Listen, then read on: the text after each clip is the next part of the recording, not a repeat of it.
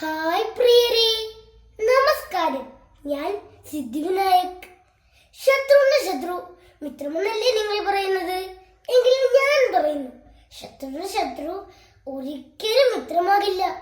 ഞാൻ നിങ്ങൾക്കൊരു കഥ പറഞ്ഞു തരാം. ഒരു അത്തിമരത്തിൽ നിറയെ കൊക്കുകൾ താമസിച്ചിരുന്നു. അവർ മുട്ട വിരിച്ച് കുഞ്ഞുങ്ങളെ ഉണ്ടാക്കി സന്തോഷത്തോടെ ജീവിച്ചിരുന്നു.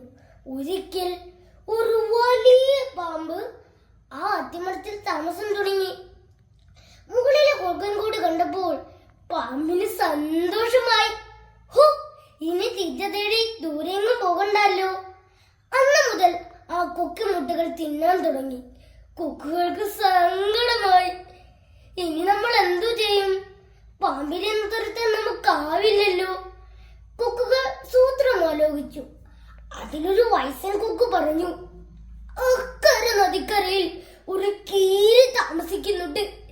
കീരിയും പാമ്പും പണ്ടേ ശത്രുക്കളാണ്. കീരി ഇക്കരെ എത്തിക്കാൻ ഒരു സൂത്രമുണ്ട്.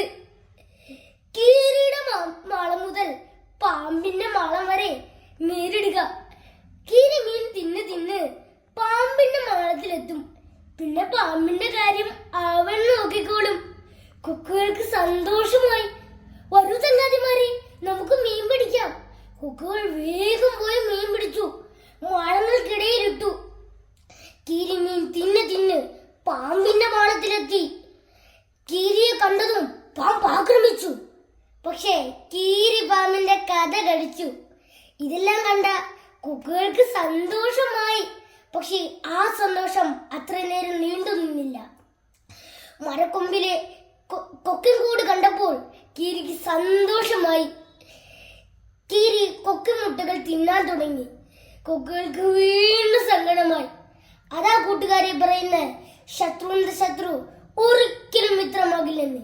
എന്റെ കഥ എല്ലാവർക്കും ഇഷ്ടപ്പെട്ടോ?